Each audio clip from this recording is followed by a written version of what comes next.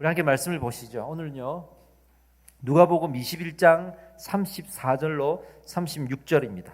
누가복음 21장 34절로 36절 우리 함께 합독하겠습니다. 34절부터 시작. 너희는 스스로 조심하라. 그렇지 않으면 방탕함과 술 취함과 생활의 염려로 마음이 둔하여지고 뜻밖의 그날이 덫과 같이 너희에게 임하리라. 이 날은 온 지구상에 거하는 모든 사람에게 임하리라. 이러므로 너희는 장차 올 이 모든 일을 능히 피하고 인자 앞에 서도록 항상 기도하며 깨어 있으라 하시니라. 아멘. 제목이 너희는 스스로 조심하라는 제목입니다. 저는 오늘 계속 금요일 날 이 시간을 이용해서 종말의 신앙을 전하려고 합니다. 정말 그러면 우리나라 이 한국교회 패단이 뭐냐면 극단적으로 변해요. 당장 오늘이 없는 것처럼 살든지 아니면 그때 가서 하나님이 구원해 주시겠지 하고 생각 자체를 안 하든지 이런 극단성을 가진 사람들이 참 많은 것 같습니다. 오늘 이 본문의 말씀을 한번 우리가 잘 적용해보고 해석해보자고요.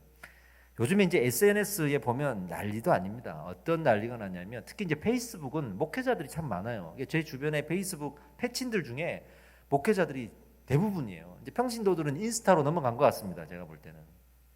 거기에 보면 막 글이 올라오는데 어떤 목사님이 좀 특별하다, 어떤 교회가 특별하다, 그러면 이제 그걸 칭찬하는 이슈들이 올라옵니다. 요즘이 이 많은 사람들의 관심이 이 어려운 시기에 어떤 스타가 나와가지고 이 정치적인 스타, 사회적인 스타, 스포츠 스타, 연예 스타가 나와가지고 이 어려운 시국에 큰 위로를 던져주고 이 어려운 일들을 해결해 가는 통로가 되어줄까, 여기 관심이 너무 많아요. 세상의 역사는 영웅의 역사라고 말을 하잖아요. 그러니까 이 기독교 내에도 그런 세상의 문화 속에 살던 우리 그리스도인이기 때문에 자연스레 이 스타에 집중하게 되는 거예요. 그래서 이 어려운 시기에 하나님이 또 어떤 스타를 세우실까? 그래서 저 목사님이 좀 요즘에 특별하게 이슈가 되고 있어. 저분일까? 하면서 막 지켜 세우고, 저 교회가 좀 요즘에 특별하다 그러면 저 교회를 통해서 또 하나님께서 일하실까? 막 지켜 세우는 이런 일들이 페이스북이나 이런 데 보면 너무나 많습니다. 그러나 저는 여러분들에게 단호하게 이런 말씀 드리고 싶어요. 하나님은 그렇게 일을 하지 않으십니다. 하나님은 그렇게 일하지 않으십니다. 하나님께서 영웅과 스타를 보내신 일이 없어요. 성령을 보내시죠. 할렐루야입니다. 성경은 그렇게 이야기하지도 않았습니다. 성경은 다 자기 신앙에 대한 이야기, 우리 신앙에 대한 이야기예요. 그래서 자기 신앙을 거룩한 신앙으로 지켜나가라. 할렐루야. 거룩한 신앙으로 지켜나가라. 우리 각각 한 영혼 한 영혼이 하나님의 성전이요 하나님의 교회거든요. 우리 각각이 건강해지고 하나님의 백성으로서 그 말씀을 붙들 때 이 세상은 어려운 가운데서도 믿음으로 이겨낼 수 있는 것이지, 누구 한 사람 세워서 하나님을 대신할 수 있는 사람, 하나님과 같은 사람, 이런 특별한 사람을 세워서 세상을 구원하지 않습니다. 그래서 하나님은 사람을 세우지 않고 예수 그리스도 자신의 독생자를 이 땅에 보내셔서 인류를 구원하셨죠. 결국에는 그 거룩한 한 사람 한 사람의 신앙을 강조하는 게 성경의 이야기인데, 그 신앙을 지키라고 허락하신 것이 교회예요. 그러니까 이 교회도 어떤 교회가 건강해라, 교회가 특별하다 이런 개념이 아니고, 한 사람 한 사람의 그리스도인 이 성도들의 신앙을 지키는데 이 교회가 은혜의 통로가 되라고 허락하신 거예요. 교회가 절대로 성도보다 앞설 수도 없어요. 성도의 신앙을 위해 존재하는 것이 이 교회라 이거죠. 그러니까 교회는 개인의 신앙과 이 교회는 직결되어 있는 문제, 그렇죠? 그러니까 오늘은 이 개인의 신앙이 거룩해야 된다. 이게 성경 메시지의 핵심인데, 이 거룩한 신앙이 무엇인가를 배울 거예요. 종말을 그때 하나님께서 물으시는 신앙에 대해서 우리 한 3주간 배웠잖아요. 그 신앙의 실제적인 면들을 오늘 나누는 거예요. 그것을 이렇게 표현하는 거예요. 스스로 조심하라. 이렇게. 누가 지켜주는 게 아니라고 하면서 스스로 조심하라 이렇게 말합니다. 우리가 3주 동안 나눈 이야기들 잠깐 제가 다시 써머리해 드릴게요. 우리 마태복음 25장에 나오는 세 가지 비유를 통해서 살펴봤죠. 첫 번째 무슨 비유였습니까? 열처녀 비유. 어떻게 적용했죠? 개인의 신앙을 준비해라. 두 번째 달란트 비유. 교회 사역을 준비해라. 교회 공동체를 이 신앙 가지고 세워가라 이거였죠. 세 번째 양과 염소의 비유. 자랑하려고 공로 세우려고 이거 하지 말고 이 마음을 가지고 진실된 마음을 가지고 작은 자 하나에게 사소한 일이라도 충성하면서 하나님의 영광을 구하면서 섬겨라 이렇게 되어 있습니다. 교회에서 하는 모든 사사로운 봉사 하나라도 자기 공로를 위해서 하지 말고 그 종말의 신앙을 지키는 그리스도를 향한 마음을 가지고 섬겨라 이런 걸 우리가 배웠습니다. 그런데 여기까지는 조금 그래도 추상적인 내용이에요. 더 구체적으로 우리는 가야 되는 거예요. 지금 더 구체적인 신앙으로 가야 되는 거예요. 근데 그렇게 우리가 자기 신앙을 준비하고 그 신앙으로 교회를 섬기고 살아갈 때 방해되는 것들이 있는데 방해되는 것들이 그 방해되는 것들이 무엇인가 하는 이야기가 오늘 본문의 말씀에 나와 있어요. 중요한 것은 외부적인 방해가 아니에요. 내 안에서 내 스스로 방해되는 것들이 있더라는 거예요. 신앙인은 가장 큰 유혹은 자기예요. 가장 큰 방해도 자기고 우리는 사단아 물러가라 참 잘하는데 자기는 물러가라 안 하잖아요. 성경은 분명히 사단아 물러가라라고 하라 이렇게 말하는 장면 몇 장면 안 나오는데 대부분 너희를 스스로 부인하라, 자기를 부인하라, 자기 십자가를 지라 이런 거는 많거든요. 근데 우리는 세상을 살아갈 때 요거는 쏙 빼고 사단만 물러가래. 사단만 물러가면 나는 잘 될 거래. 아니에요. 성경은 계속 자기를 부인하라. 사단만 물러가지 말고 너도 물러가라. 베드로가 얘기하니까 예수님이 이 사단아 물러가라 하신 것처럼 우리가 물러가야 내가 예수 그리스도 십자가에 못 박혀야 할렐루야. 그 신앙이 지켜지는 거예요. 이게 스스로 조심하라 이 말입니다. 이게 이제 누가복음 21장이에요. 오늘 21장의 전체적인 흐름을 제가 한번 말씀드릴게요. 이걸 알아야 이걸 해석할 수 있어요. 21장에 처음에 어떤 부분이 나오냐면 난데없이 부자들과 가난한 과부의 헌금 이야기가 나옵니다. 여기 무슨 이게 관련이 있다고 이 이야기가 먼저 나오지? 이게 이 모든 이야기의 시작입니다. 부자가 헌금을 하고 가난한 과부가 헌금을 하는데 예수님이 어떻게 판단을 내리시냐면 이 부자보다 가난한 과부가 더 많이 헌금을 했다라고 얘기해요. 이걸 문자적으로 해석하면 부자인데도 10,000원 헌금했고 가난한데도 100만 원 헌금했다 이렇게 될 수도 있는데 그게 아니고 실제로 부자가 헌금을 많이 했어요. 가난한 과부는 작게 자기가 할 수 있는 대로 했어요. 근데 예수님이 오히려 가난한 과부에게 많은 헌금을 오히려 했다고 말하는 거예요. 이게 또 어디로 연결될까요? 양과 염소의 비유로 연결이 되는 거예요. 마태복음 25장. 그래서 하나님께서 이 교회 공동체를 섬겨 나갈 때 뭐 물질을 드리든 또 내가 육체적으로 봉사를 하든 어떤 식으로든 내가 섬길 때에 이 부자가 돈을 많이 내면서 교만했던 이 마음을 갖지 말고 이 가난한 과부가 비록 가난하지만 자기 모든 것을 드리고 하나님을 내 주인이라고 고백하고 내 신앙을 지키면서 그 하나를 섬겼던 것처럼 그 신앙을 본받으라 라는 교훈이죠. 이게 그런 교훈이죠. 작은 것 하나를 섬기더라도 내 모든 것을 쏟아 부어야 되는 거예요. 가난한 과부는 비록 금액은 작았지만 자기 모든 것을 거기에 넣었단 말이죠. 그러니까 우리가 어떤 헌신을 할 때 봉사를 할 때 내가 남는 것 떼서 주지 마시고 나의 모든 것을 이렇게 하라고 하는 거예요. 우리는 그렇게 이 교회를 세워가야 됩니다. 세워가야 됩니다. 아주 오래전에 제가 부교육자 때 어떤 성도님이 교회에서 이거 좀 쓰시라고 가져와서 자기는 집에 새로 뭔가를 샀으니까 이 교회에서 쓰시라고 이제 쓰던 걸 가져왔는데 제가 볼 때 너무 오래됐어. 쓸 수가 없는 거야. 버리지 못해서 갖다 놓은 거야. 또 한 번은 교회에서 이제 봉고차가 필요하다고 광고를 했어요. 우리 봉고차를 필요한데 혹시 이제 주변에 쓰던 차가 있으면 좀 이렇게 헌신해 달라고. 그 어떤 집사님이 전화를 해서 우리 차가 이번에 새로 바꾸는데 이 차 쓰시라고 SUV를 가지고 왔는데 34만 킬로를 탄 거를 가지고 왔어요. 이거는 탈 수가 없어. 타다가 부교육자들이 죽을까 봐 못하겠다 그러더라고요. 그렇게 섬기면 안 돼요. 작은 거 하나라도 정말 전심으로 섬기는 게 필요해요. 내 영혼들 맡겨진 우리 선생님들, 우리 목자들도 한 영혼을 섬길 때 내가 남는 시간에 요만큼 섬겨야지 이런 마음으로 섬길 거면 섬기면 안 돼. 정말 전심으로 섬겨야 되거든요. 그 마음을 지금 계속 비교하고 있는 겁니다. 그런데 이 부자들이 반발을 해요. 어떻게 반발하냐면 그래도 결국에는 우리가 이만큼 헌금을 해서 이 성전을 지은 거 아닙니까? 이 성전 누가 지었습니까? 우리가 지은 겁니다 하고 예수님 앞에 그 화려한 성전 건축의 근거를 제시합니다. 근데 예수님께서 단 한마디로 반박해요. 그러나 그 모든 것들은 마지막 때 모두 무너질 것이다. 한 방에 그냥 다 이 답변을 끝내십니다.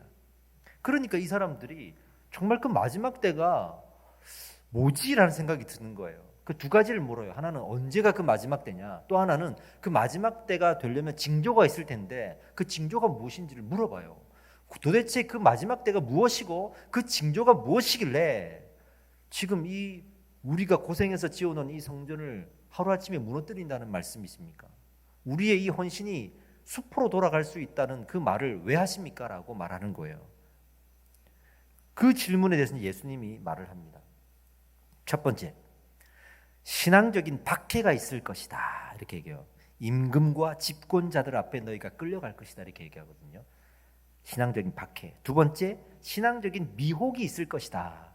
많은 사람들이 내 이름으로 와서 너희를 미혹할 것이다 그래요. 내가 예수다, 내가 메시아다, 내가 신이다 하면서 너희를 미혹할 것이다. 세 번째, 국가 간의 전쟁이 일어날 것이다. 민족과 민족, 나라와 나라가 대적할 것이다 이렇게 얘기하고, 네 번째, 자연적인 재해가 있을 것이다. 지진과 기근이 있을 것이다. 사실은 이 네 가지는 지금도 있는 징조예요. 더 정확한 팩트는 그때도 있는 징조예요. 이런 징조는 늘 있어요. 이걸 극단적으로 해석하면 지금 이 네 가지 징조가 있으니까 내일 모레라도 하나님 오신다. 우리 오늘만 사는 것처럼 살자 하면서 직장 다 버리고 우리 교회 와고 기도해야 되는 거야. 근데 제가 말씀드렸죠. 인류의 역사상 이 네 가지 징조가 없던 시절이 없었어요. 이게 중요한 포인트예요. 그때 이 네 가지 징조가 보일 때 어떻게 하라? 변명할 것을 미리 궁리하지 말라. 이렇게 말씀하시는 거예요. 변명할 것을 미리 궁리하지 말라. 그러니까 박해가 있고 미혹이 있고 전쟁이 있고 재해가 있고 이러면서 그것 때문에 내 종말의 신앙을 준비하지 못했다고 변명하지 말고, 그게 있다고 해서 지금 내가 정확하게 준 이 메시지를 버리고 오늘이 끝인 것처럼 그렇게 살지도 마라. 이 이야기를 지금 하시는 거예요. 그러니까 사람들은 아까 제가 뭐라 그랬죠? 이런 종말 얘기 나오면 두 가지 중에 하나라 그랬죠. 나중 일이야. 언제 올지 모른대. 그때 가서 알아서 해. 지금 그냥 살아.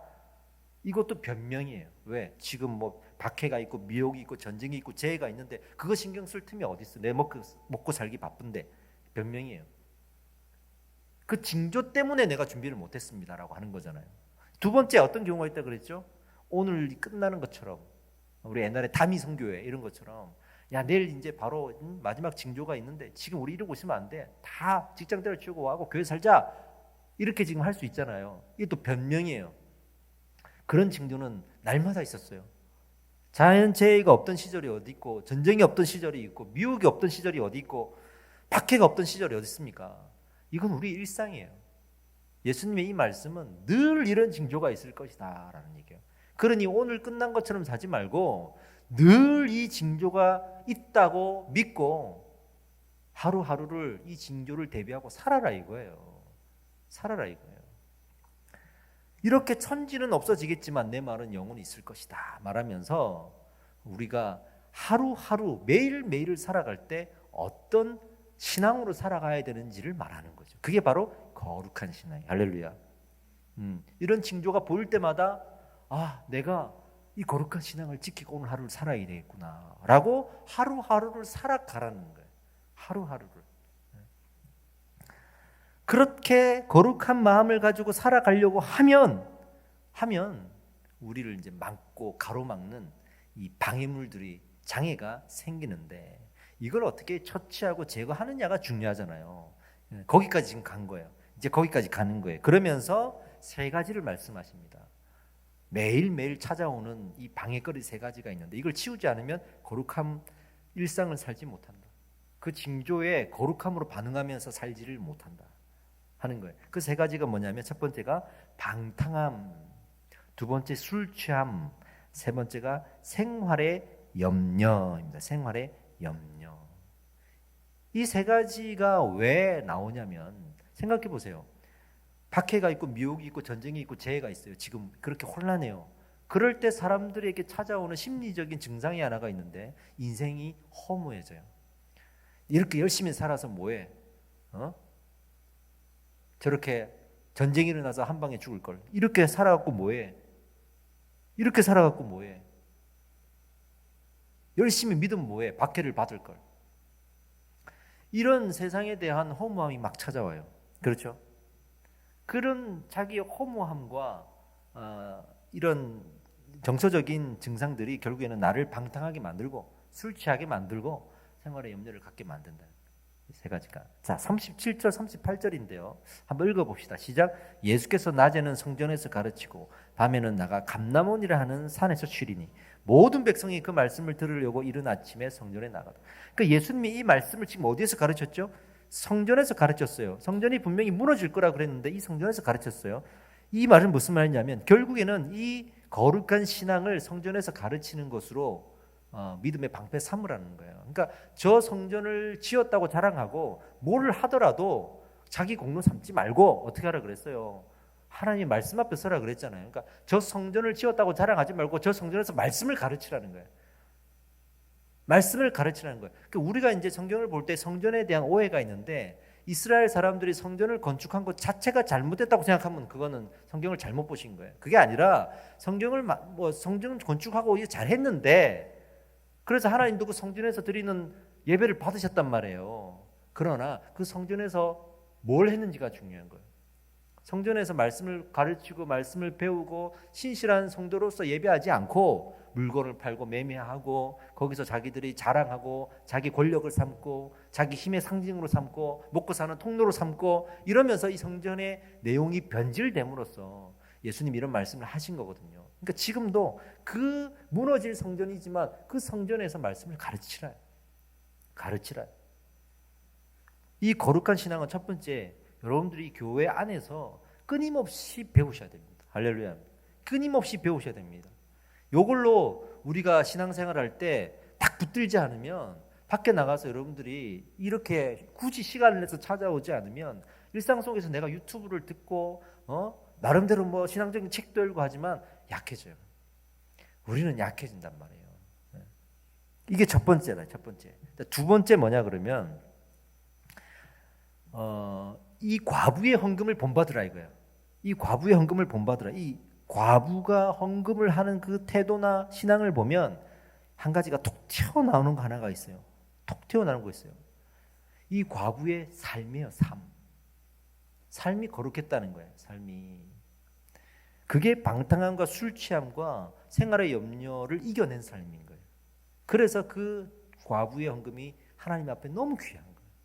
너무 귀한 거예요. 한번 하나씩 살펴보자고요. 방탕함 그랬잖아요. 방탕함.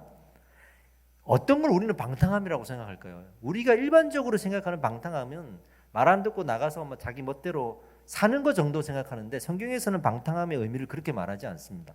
베드로전서 4장에 보면 이 방탕함의 의미를 무법한 우상 숭배를 하여 이방인의 뜻을 따르는 것이라고 말하고 있어요. 그 성경에서 말하는 방탕은 우상 숭배를 하는 거예요. 이게 방탕함입니다.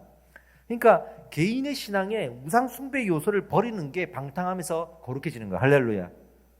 이게 하나님의 말씀이에요. 자, 두 번째 술 취함 그랬잖아요. 술 취함. 이것 때문에 뭐 술을 먹는데 뭐 취하지만 않으면 된다. 이런 얘기 참 많이들 하시더라고요. 저는 술은 먹는데 취하지 않으면 되지 않습니까? 라고 말하는 사람 중에 단 한 명도 실제로 취하지 않고 먹는 사람 못 봤어요. 다 취하고 먹어요. 변명이에요, 변명. 이 술 취함은 결국에는 개인적 삶의 태도를 말합니다. 아까 그 우상 숭배는 개인의 신앙을 말하잖아요. 신앙 고백을 말하는데 이 술 취함은 삶의 태도를 말하는 거예요. 삶의 태도를. 그러니까 술을 꼭 술로 생각하지 마세요. 술을 취한다는 얘기는 어떤 것을 그냥 영적인 선을 넘어서 좋아하는 걸 말하는 거예요. 빠져드는 걸 말하는 거예요. 중독이 된다 이 말이에요. 그러니까 우상숭배가 왜 우상숭배예요? 하나님보다 다른 것에 빠져서 중독되어서 그것만 찾으니까 하나님보다 우선해서 우상이 되는 거 아니겠어요? 그러니까 이 방탕함이 생기면 그 결과로서 술 취함이 생기는 거예요. 술 취함이 생기는 거예요. 이런 것들을 버려라. 이런 것들을 버려라. 이게 거룩합니다. 여러분들이 이 본문을 보면서 나는 내가 하나님보다 더 우선시하는 것들이 무엇인가를 찾아야겠죠. 끊임없이 나를 괴롭히는 마치 이렇게 반복적으로 무너뜨리고 내 신앙을 갉아먹는 것들, 이런 것들을 찾으셔야 됩니다. 이런 것들이 내 우상의 요소다. 이런 것들을 이겨내는 것이 거룩한 삶의 개념이다. 그런데 이제 여기까지는 이제 알겠어요. 여기까지는 사실은 여러분들 알고 있어요. 근데 세 번째가 나오는데 이 거룩함이라는 개념 안에, 그리고 이 방탕함이라는 개념 안에 생활의 염려가 들어가 버렸어요. 이게 문제가 되는 거예요. 생활의 염려가 생뚱맞게 여기 들어가 있어요. 지금 그냥 우리는 거룩함 그러면 죄를 짓지 않고 열심히 교회 나와서 신앙생활 하는 것만 생각하잖아요. 어떤 사람은 아주 단적으로 술, 담배 안 하고 윤리적으로 죄 안 짓고 법적으로 죄 안 짓고 교회에서 하라는 거 하고 그러면 되는 줄 알잖아요. 근데 이 생활의 염려가 쑥 들어가 버리니까 이거는 안 걸릴 수가 없는 거야. 여러분 생활 염려 안 하는 사람이 어디 있습니까? 저도 생활의 염려합니다. 여기서 생활의 염려 안 하고 사는 사람 아무도 없어요. 그렇다고 또 생활의 염려를 안 해봐. 어떤 일이 생길까요? 하나님이 어떻게 하시겠지 하고 일도 안 하고 그냥 집에서 먹고 자는 거야. 내가 왜 열심히 일을 해? 하나님께서 다 알아서 해주는데 나는 걱정 없어. 그렇게 여러분들의 자녀가 집에서 매일 방 안에 처박혀 있다고 생각해 보세요. 가만 놔두겠어요? 몽둥이를 들겠지. 그죠? 이 염려를 안 해도 문제인 거야. 도대체 이 생활의 염려는 뭘까 하는 생각이 들더라고요. 이 생활의 염려는 뭘까? 우리는요 항상 아까 말한 대로 극단적으로 해석한다 그랬잖아요. 극단적으로 항상 기도하라 그러니까 그래 오늘만 끝인 것처럼 기도하자. 오늘도 기도하고 내일도 기도하고 그 다음날 기도하고. 그래서 교회가 매일매일 기도회를 만들어. 제가 섬겼던 한 교회는 아침 새벽 기도회가 있고 저녁 밤 기도회가 있어요. 아침 새벽 기도회는 목사님이 인도하고 밤 기도회는 사모님이 기도해. 아침에 출근할 때 교회 왔다가 기도하고 퇴근하고 교회 와고 기도해야 돼. 이야, 일상생활을 할 수가 없어요. 그 교회 자녀들은 부모님이랑 저녁에 같이 있는 게 소원이야. 그런다고 또 기도하느냐? 그 기도를 항상 하라고 했다고 그렇게 극단적으로 하면 안 된다 이거예요. 그게 아니야. 그리고 또 하지 말라고 해서 그러면 뭐 하나님께 다 하시겠지 하고 교회가 아무것도 안 해서도 안 되는 이런 딜레마가 있는 거죠. 어떻게 하면 일상에 건강하게 적용할 수 있을까 했어요. 자, 잘 보세요. 이 비밀이 어디에 있냐면 방탕함 그랬죠. 이게 뭐라 그래요? 우상을 섬기지 않는 거라고 했는데 이게 10계명 중에 상위 개념이에요. 첫 번째 개념에서 네 번째 개념까지가 우상에 대한 개념, 즉 신약에서 말하는 예수님이 말하는 세 계명 뭐였죠? 첫 번째가 하나님을 사랑하라, 두 번째가 이웃을 사랑하라인데 이게 10계명을 두 가지로 나누어서 이렇게 요약해 주신 거라고 제가 말씀드렸죠. 그러니까 이 방탕함 우상의 개념은 이 세 계명에서 첫 번째 개념인 거예요. 그 다음에 술 취함 삶의 태도잖아요. 이거는 두 번째 개념인 거예요. 내 이웃을 사랑하라. 두 번째 개념인 거예요. 그러니까 하나는 하나님을 향하여, 하나는 사람과 사람 사이에서. 어떻게 보면 하나는 하나님을 향하여, 하나는 나를 향하여. 전부 다 하나님과 인간 사이에 일어날 수 있는 일을 각각 하나씩 얘기한 거예요. 그죠? 맞아요. 자, 여기에 마음의 죄를 하나 딱 더하면 이 세 가지가 모여가지고 거룩함이 되는 거예요. 이 세 가지가 거룩함이 되는 거예요. 만약에 세 계명 하나님을 사랑하고 이웃을 사랑하라 이렇게만 되면, 이것만 문자적으로 해석하면 하나님 사랑하기 때문에 예배 잘 드리고 이웃 사랑하기 때문에 내가 구제 좀 하고 그러면 끝나는 거예요. 이게 끝날 수 있단 말이에요. 형식적인 것만 해도. 근데 거기에 하나님이 마음을 요구하시는 거예요. 마음을. 그래서 이 마음이라는 개념까지 쑥 집어넣으니까 이 세 계명을 행할 때 율법적으로만 형태적으로만 할 수 없는 거예요. 마음을 다해야 되는 거예요. 마음을 다해야 되는 거예요. 그 마음을 상징하는 표현이 오늘 나왔는데 생활의 염려예요. 생활의 염려. 쉽게 말해서 이 거룩함이라는 개념 범주가 있으면 이 범주가 어디까지인가 그 끝을 말해주는 단어가 바로 생활의 염려예요. 그 끝을. 여기까지구나. 내가 거룩하다. 내가 거룩하고 싶다. 거룩해져 간다라고 할 때 그 거룩의 의미가 여기까지구나. 아시겠죠? 이걸 지금 우리에게 말하려고 하는 거예요. 즉, 이 생활의 염려가 거룩의 끝이다. 다른 말로 이게 무너지면 신앙이 무너져요. 내 생명이 무너져요. 내 생명의 끝을 얘기하는 겁니다. 이 거룩함이 무너지면 안 돼요. 우리는 거룩함을 어떻게 생각하냐면 거룩함이 있고 거룩함을 내가 지키지 못해도 또 다른 신앙의 세계가 있고 그거 지키지 못하면 또 마지막 신앙의 선이 있고 그렇게 생각해요. 그러니까 내가 저까지는 못 갔지만 여기까지는 왔어 하면서 안심하거든요. 거룩함은 그런 개념이 아니에요. 이 거룩함의 범주를 벗어나면 우리는 죽는 거예요. 이 신앙이 다 죽는 거예요. 그 끝을 마음이라는 생활의 염려라는 끝으로 정한 거예요. 즉, 이 거룩함은요, 내 영혼의 생명이에요. 지키지 않으면 안 되는 생명이에요. 할렐루야. 자, 생명입니다. 생명. 잘 보세요. 여러분, 얼마 전에 실제로 있었던 일이에요. 소고기집에 채식주의자가 피켓을 들고 들어가가지고 소고기를 먹으면 안 됩니다. 이거 생명입니다 하면서 영업을 방해하는 그런 데모를 했죠. 그래서 그 시위자를 이 주인이 쫓아내고 하면서 유튜브에 올라오고 그랬습니다. 그게. 채식주의자들은 왜 소를 먹지 말자고 했을까요? 소가 생명이라고 생각하기 때문에. 근데 여러분들은 어떻습니까? 생명은 생명인데 그 생명하고 우리가 말하는 생명하고 다르죠. 우리의 생명은 인간의 생명을 얘기하는 거. 그러니까 그 인간의 생명과 동일한 가치를 가졌느냐 안 가졌느냐가 중요한데 그 시위를 했던 채식주의자는 인간의 생명과 소의 생명이 같은 가치를 가지고 있다고 생각하는 거예요. 그러니까 먹지 말자는 거고 그럼에도 불구하고 맛있게 소고기를 먹는 우리는 생명은 생명인데 우리의 가치와 다르다는 거잖아요. 그죠? 그게 생명의 개념이겠죠? 반대로 개고기를 먹는 사람과 먹지 않는 사람 보세요. 저는 이제 강아지를 키우고 있으니까 저한테 누가 키우던 강아지를 먹을 겁니까? 라고 물어보면 뭐라고 대답할까요? 못 먹죠. 어떻게 먹습니까? 키우던 강아지를 내가 정이 들고 마음을 쏟았는데 키우는 강아지만큼은 내가 내 생명과 같은 이 가치를 가진 생명으로 나는 보는 거예요. 철저하게 주관적이지만 사람마다 그런 가치의 기준이 다를 수 있기 때문에 이런 식으로 우리가 좀 논쟁을 펼 수 있는 것들이 참 많죠. 그죠?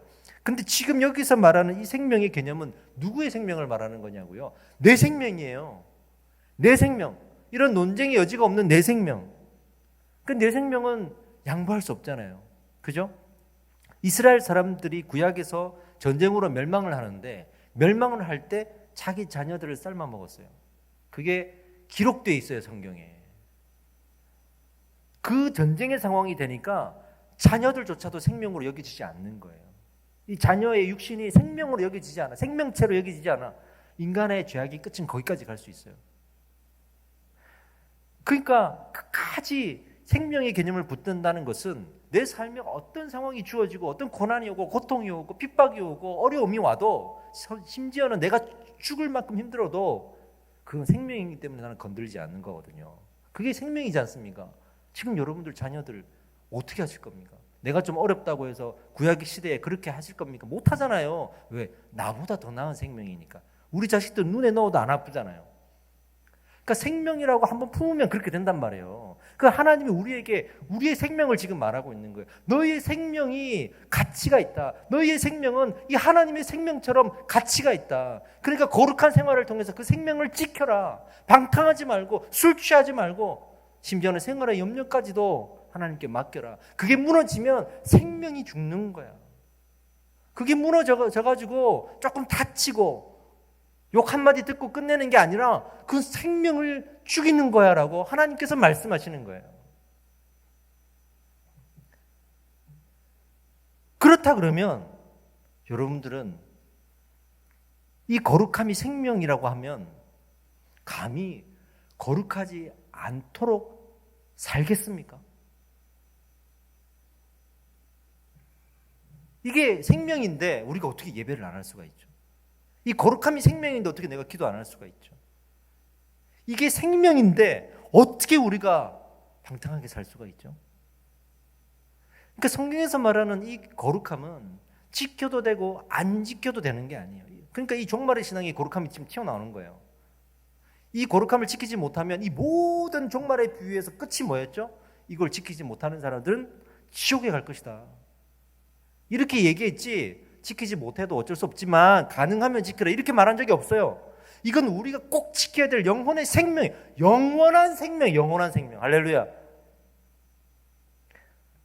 여러분, 이 신앙생활을 할 때 내가 하나님 앞에 거룩한 모습으로 선다는 것 자체를 선택으로 생각하지 마세요.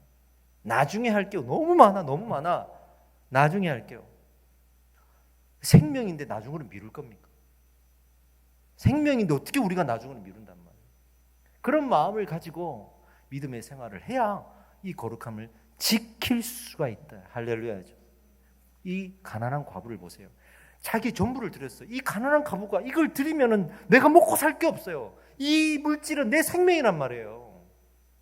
근데 그걸 하나님께 드린다는 거예요. 그 신앙을 본받으라는 거예요. 그 신앙을.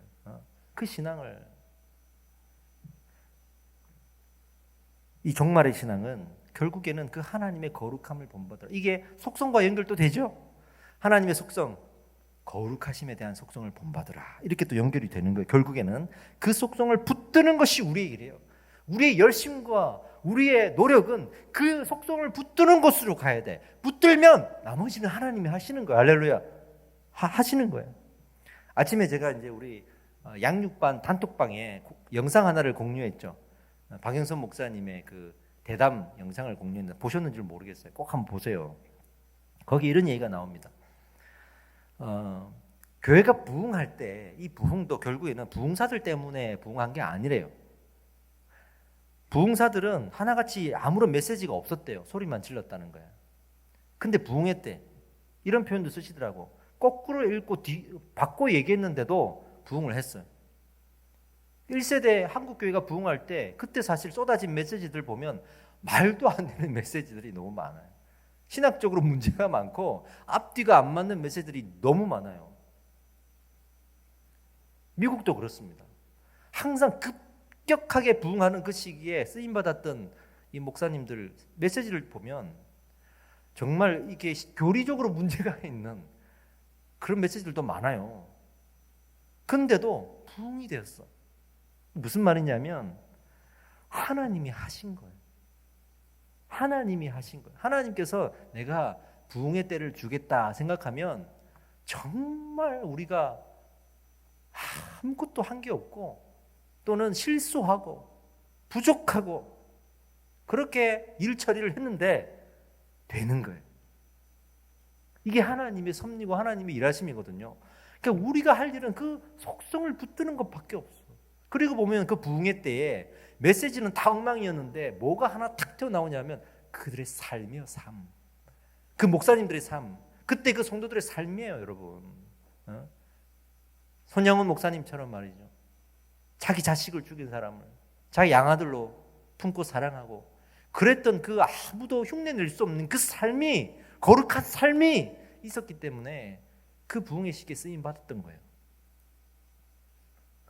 지금 마지막 때 그 거룩한 신앙을 붙들라는 거예요. 결국에는 우리가 아무리 제가 어떤 메시지를 선포할지도 중요합니다. 이 강단에 누가 서는지도 참 중요합니다. 저 목사님 아니면 안 될 것 같고 이런 설교 아니면 안 될 것 같고 이런 교회 아니면 안 될 것 같고 이런 생각이 들 때가 많지만 결국에는 하나님이 하시는 거예요. 하나님이 하시는 거예요.